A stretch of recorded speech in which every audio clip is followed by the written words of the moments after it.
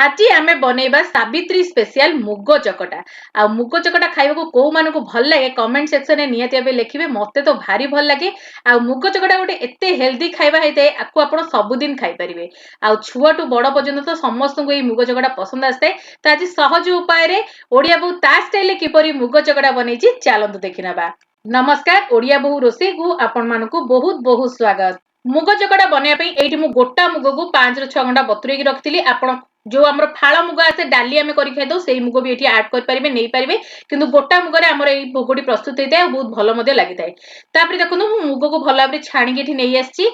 मुगर आम ए पकेबा किसी कदली आठ कदली को मुझे चप कर डायरेक्ट कदली को चोपा छोड़ी पकातु कारण आमको कदली टी चकटार अच्छी। ये स्वाद अनुसार आप गुड़ कि चीनी को देपारे जेहेतु आम ओषा बार व्रत खावाई बनाऊे तेणुक आम ये गुड़र आड करवा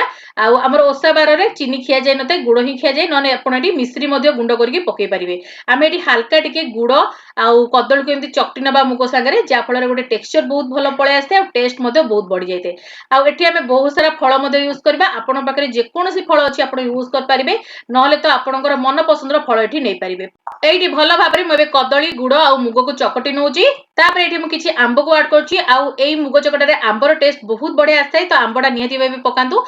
ये किसी अंगूर को मुझे चॉप कर किसी सेव को आड करनवा नड़िया कोरा बहुत बढ़िया टेस्ट देता है तो नड़िया कोरा निहाती भाव दिंतु तापर भल फ्लेवर एडी देछि गोल मरचर गुंड आ गोल मरच को टिके दरदरा करके खंड करके दिंतु कुटिकी बढ़िया बास्ना आसीबो। तापर एडी काजू आ टिके किसमिस को आड करूची आपन स्किप मध्य कर परिबे किंतु गोटे बढ़िया क्रंचीनेस आस्ता है टेस्ट मध्य बहुत बढ़िया आस्ते तेणुक ये आड करछि आपन जेकोसी ड्राई फ्रूट्स आपन पसंद जेमति कि चेरी हैला आपन देई परिबे बादाम हैला आपन देई परिबे एटी माने चिन्ना बादाम देबेनी आलमंड जोड़ा सेटा आपन देई परिबे। तापर एटी फल रे मो एटी ऐड करूची टिके नाकू पोमोग्रेनेट बा डालिंबो जाऊ कुआ जाय आउ जेतिकी आपण बारे फल थिबा आपण नियंतु बेसी किछि नेबा भी दरकार नै आपण एतिकी बेसिक फल रे भी बनै परिबे बहुत बढ़िया टेस्ट आस्ते मो पाखे एतिकी फल थिला तो मो एतिकी जिंस रे बनिची जदि आपण छेना खाया को भी भल पांती आपण एटी छेना मध्ये ऐड कर परिबे किंतु साधारणत हमर मुग चकटा रे कोनोसी खीर किबा छेना एमती सब ऐड हुएनी केवल फल आ मुग को नेकी बना जायते आउ एबे आमे सब जिंस को भल भाबरे एटी मिसै देबा आमे कदली आ गुड़ को भल भाबरे चकटी दे दिले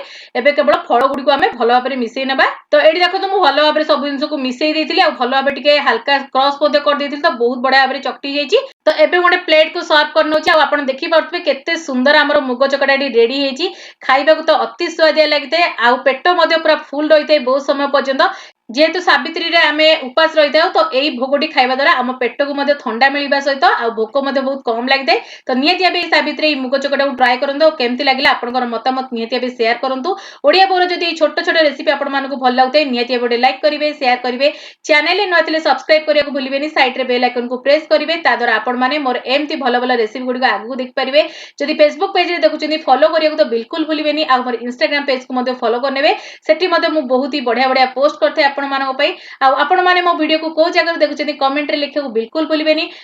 आ जदी किछि नुवा रेसिपी देखिया चाहछन्ती कमेंट रे लिखियो बिल्कुल भूलिबेनी आपण मानो पई मु निहाती आबे नेकी आसीबी आगु को ओडिया को आपण मानो पई एमती बहुत सारा बढ़िया बढ़िया रेसिपी सब नेकी आसीबो तो आजि पई एतिकी बाय बाय।